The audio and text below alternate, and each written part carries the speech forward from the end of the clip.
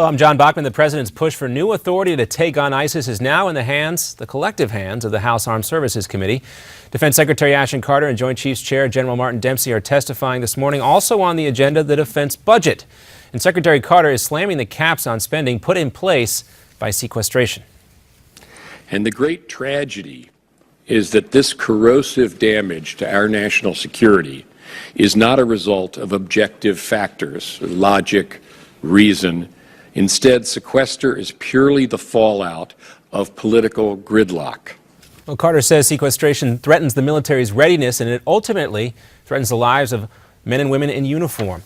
And in Tunisia, the birthplace of the Arab Spring, that standoff at that country's parliament is now apparently over. Officials there say one security officer and two gunmen are now dead. Earlier today, attackers stormed the area, killing at least 8 tourists as well, and reportedly taking other people hostage at a nearby museum. Thousands of Tunisian citizens have left that country to fight for militant groups in Syria, Iraq, and Libya, and the government there is worried about them returning and carrying out terror attacks. We'll have more info on that coming up. Japanese officials are now investigating death threats against American Ambassador Caroline Kennedy. Several threatening phone calls were made last month to the U.S. Embassy in Tokyo. This is coming to light as First Lady Michelle Obama is arriving in Japan.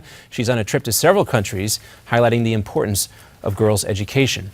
And the Secret Service is investigating another potential threat to the White House. Someone may have tried to send cyanide to 1600 Pennsylvania Avenue. Tests on the letter show a presumptive positive for the poison. The Secret Service says it will run more tests later today. And in Israel, it was a resounding win for Prime Minister Benjamin Netanyahu's Likud party.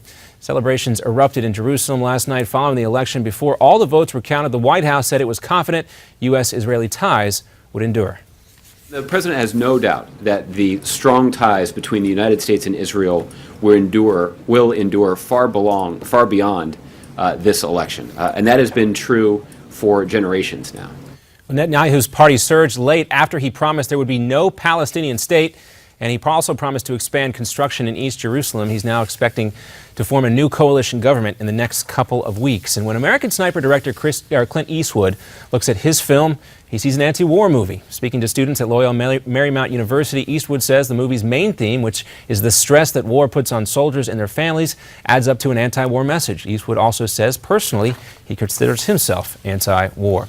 And check your cupboards. Millions of boxes of Kraft macaroni and cheese are being recalled. The company is recalling 6.5 million boxes because they may contain small pieces of metal. Those boxes recalled have the code C2 on them, so make sure you double check those closely. We'll have another update coming up for you in 30 minutes. Now back to America's 4.